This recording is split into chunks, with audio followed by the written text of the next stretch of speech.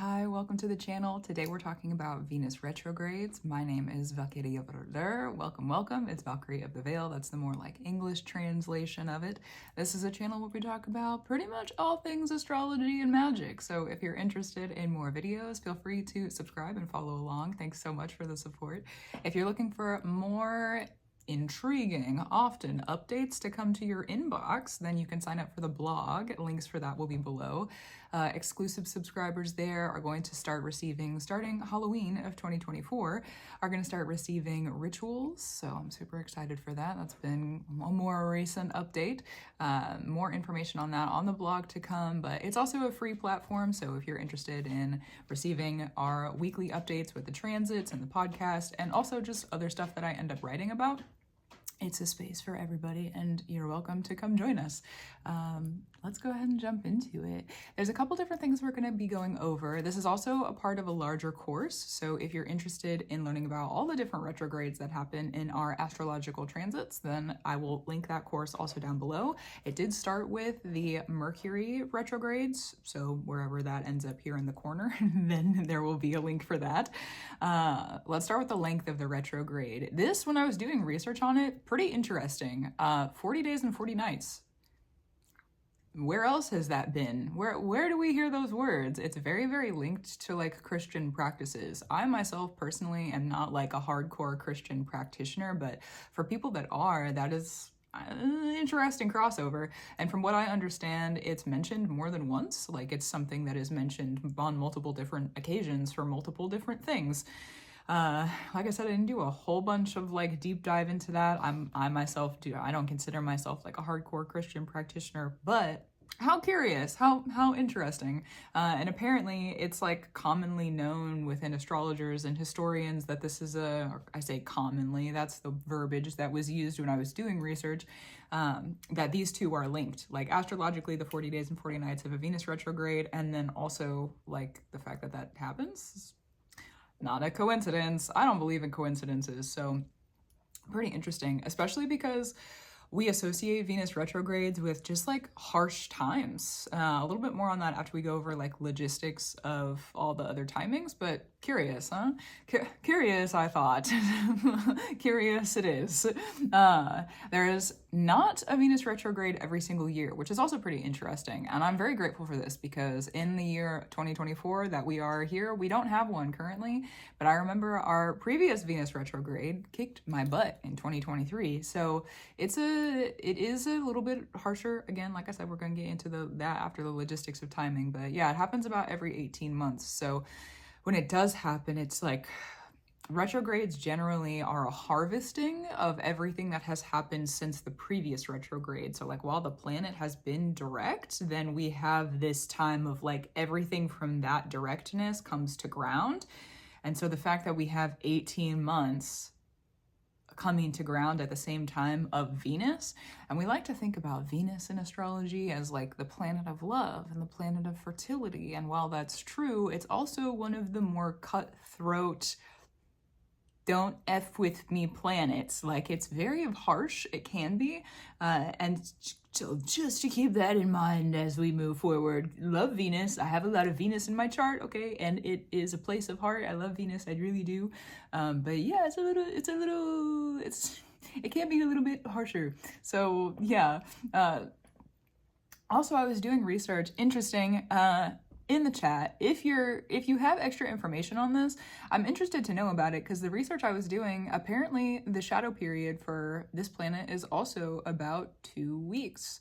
And I couldn't find any, like, I'm someone who really likes to look at the math of things, and I couldn't find any mathematical calculations of why we give the retrograde shadow periods, which is like the before and after. We call that the shadow periods of before, like as the planet slows down. That's the shadow period.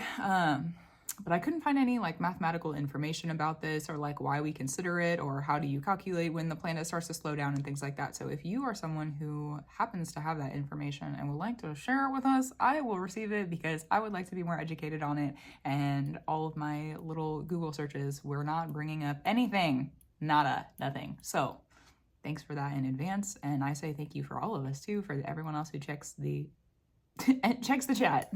Cool, thank you. Venus retrograde. Okay, so now that we have talked about timing and shadow periods, things of such nature, also what happens during the shadow period, it's like a pay attention time.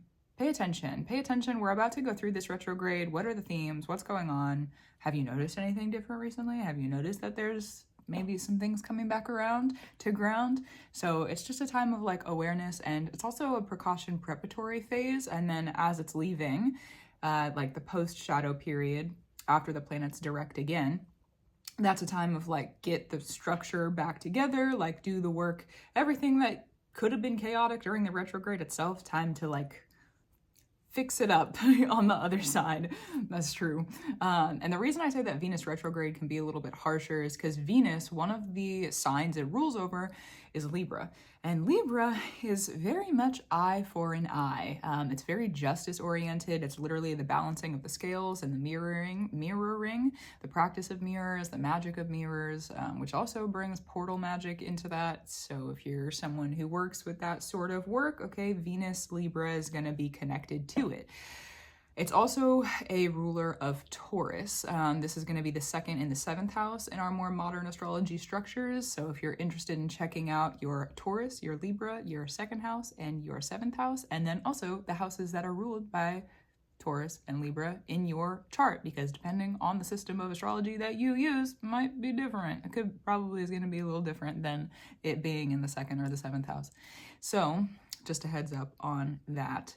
It is about growth. It's also, I'll put a link up here to my offering video because it is about how we make offerings. It's about the giving and the receiving, the process of giving and how we become vulnerable in that, and like what energy are we giving in, how much are we giving, our boundaries around those givings and receivings, how are we receiving enough with what we have given. It also has a lot to do with self-worth, because if we are existing and we are defining ourselves in that worth, well then of course we would like to receive what we are worth in that definition and how we're walking in our lives. And one of the things that's a little bit ruthless about Venus is that it requires that if you do not receive that worth, that you correct the direction of that receiving. So either you have to receive what you are worth, or that channel of receiving needs to leave. Venus is actually one of the planets that requires a lot of accountability and responsibility. We often think of this as Saturn, with the harsh lessons of Saturn coming through. It's very father-oriented, it's very structure, system, hierarchical oriented. But Venus actually, it's like the accountability of the heart. It's the accountability, not just of the heart either, but it's the accountability a lot of the times of things unspoken. It's the accountability of our resources. Are we being accountable to who we are as a resource, because we are a resource on this earth. So are like a gift, an offering on this earth, you know? So are we being accountable and responsible to ourselves in that nature, and how we define ourselves, the cat, how we define ourselves in that worth? Are we being accountable to that? And Venus retrograde comes through to let us know, like, either yes, you have been doing that, or no, you have not been doing that. And it's also a time where we find ourselves receiving more of what we have defined within that worth. And we're not only, it's like, if we need to redefine that self-worth, it's going to be highlighted, and that highlighting could be something that you may not want to receive, and you may want it to leave rather. So there's a lot of like the restructuring of resources and the moving of people in and out of our lives during Venus retrogrades, because also with the seventh house, that has to do with how we mirror people. One of the things that also is pretty clear about Venus is our image, like our looks. How do we present to other people? That's a part of how we mirror to people.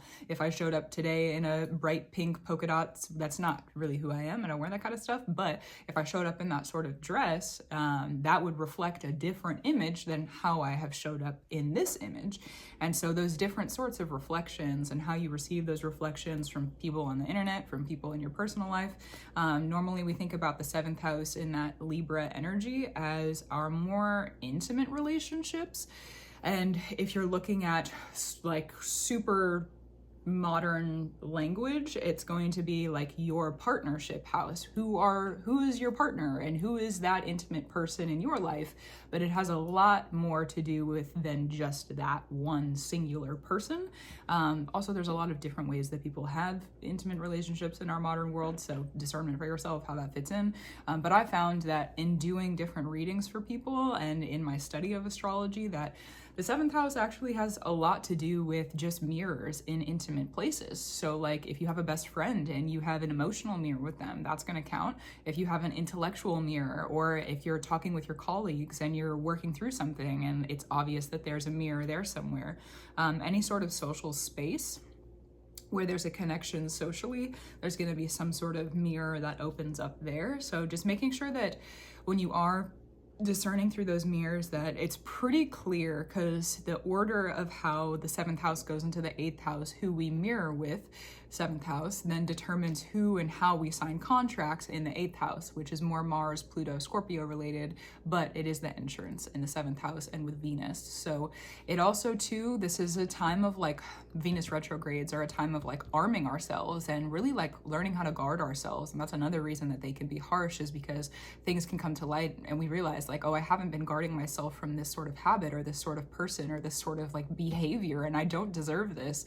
So letting yourself really, really honor, revere who you are within that process for sure is a part of the process. So that's kind of what we experience during a Venus retrograde and kind of how they work. Also too, if you have done anything that is unjust to you or has like put risk toward your resources somehow, the 2nd house, then that will come to be highlighted during those retrograde periods also. And you may have to reap those injustices if you have not been balanced with the Venus energy.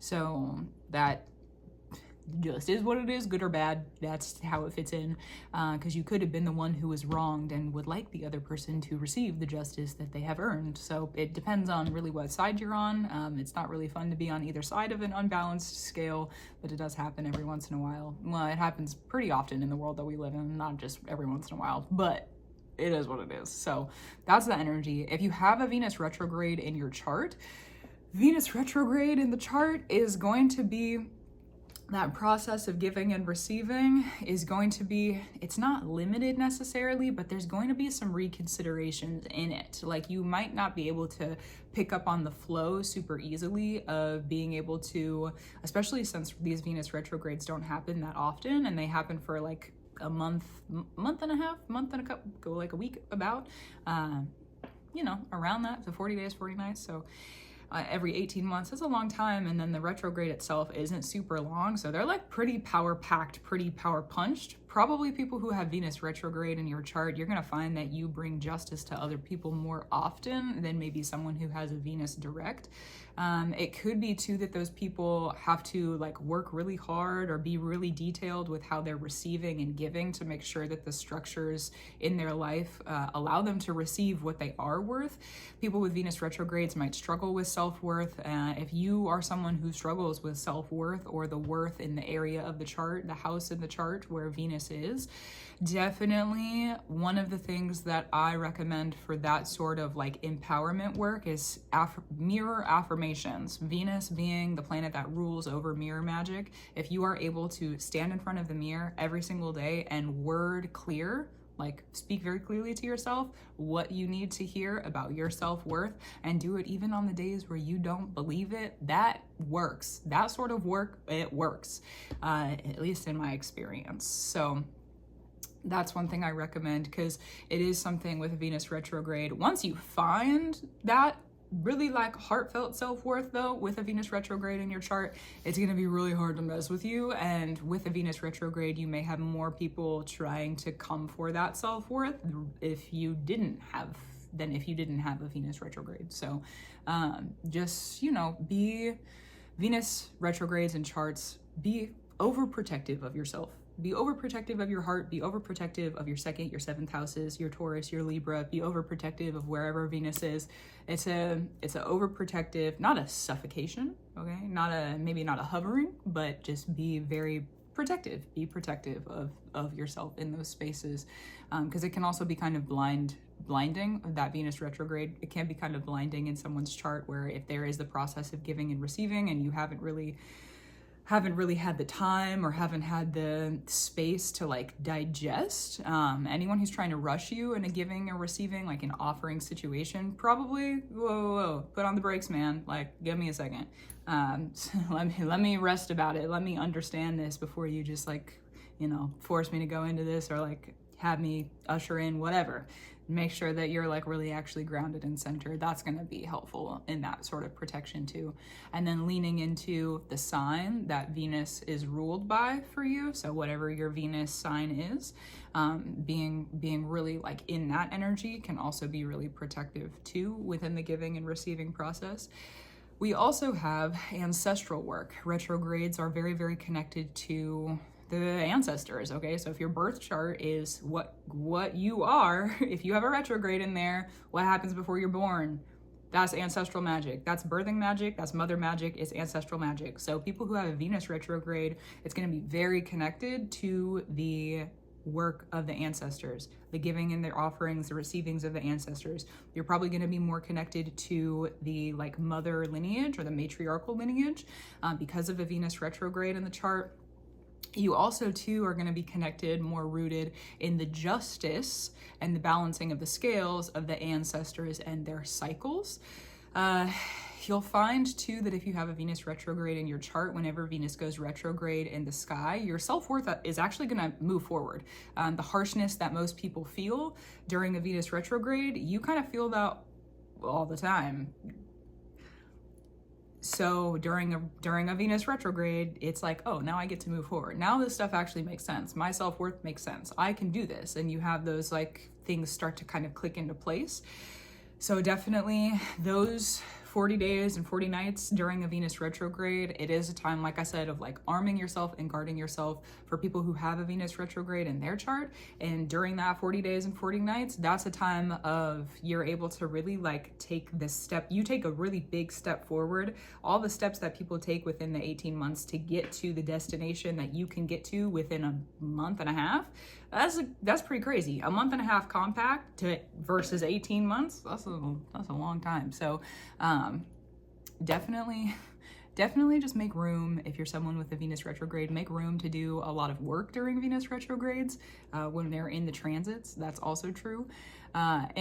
Because of going back to more of the ancestral space of things, if you find that you have a Venus retrograde, especially in the 8th house, also in the 5th house, the 5th and the 8th house, if you have a Venus or this honestly the 2nd and the 7th house, because the Taurus and the Libra connection too,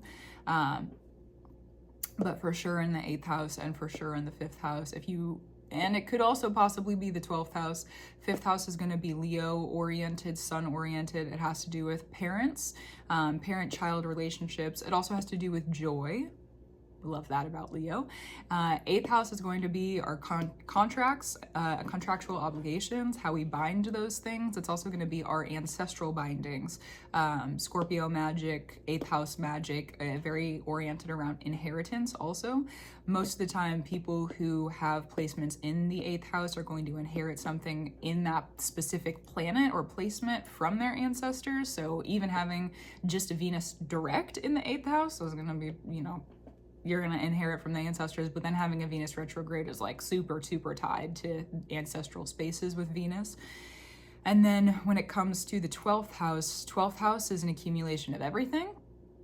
It's Pisces. It's also veil work. And so being more in like the spiritual sense, being within the veils and being within those sorts of gifts. So if you have a Venus retrograde in that, it's going to be very, very connected to the ancestors who are in the veil already, who have already passed.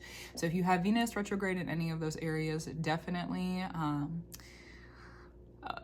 however you connect with your ancestors, learn their stories, looking at your father and your mother, especially the mother figure, like what was their worth, what did they struggle with their self-worth, how did they move in that in their life, and really like sit and learn the lessons of that from them. That's something that will be very, very beneficial in the sense of protection for sure. And then I kind of already said this, but I'm going to go over it one more time just because It is. Taurus, and then Libra, and then the second house and the seventh house, those are going to be the most affected by the Venus placement, but then also a Venus retrograde in general. So that's what I have for you on Venus retrogrades. Pretty good. The Venus retrogrades are kicker. They're a kicker. If you remember, there was a Venus retrograde right before the South Node moved into Libra in 2023. Or right after. It was like around the same time. So we just had this like really big reconsideration of all this self-worth in our relationships, and who do we really want around us, and why do we want them there, and what about our resources? Were we doing enough? Were we not doing enough? There was all of these reconsiderations, and then we immediately got pushed into a South Node that was ruled by Venus. So it's like, okay, you reconsidered all these things. Now it's time to actually walk the walk, not just talk the talk. And Venus is really like that. Venus will ask you to walk the walk. Venus doesn't so much care about words necessarily. Venus really wants to see it in action. If you have any Mercury that is connected with Venus, whether that's in the same house, same sign, maybe you have a Mercury in the second house or a Mercury in the seventh house, then you will receive more word offerings, like the verbal giving and receiving is more important. But generally speaking, it will be more about like the body language and about gifts and about acts of service, like how we have our love languages. It'll be very connected to that.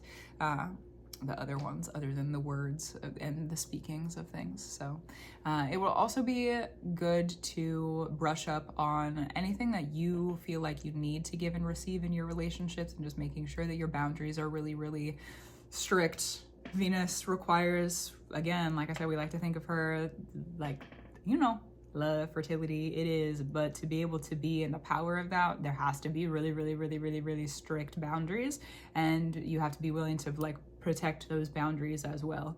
So I leave that with you.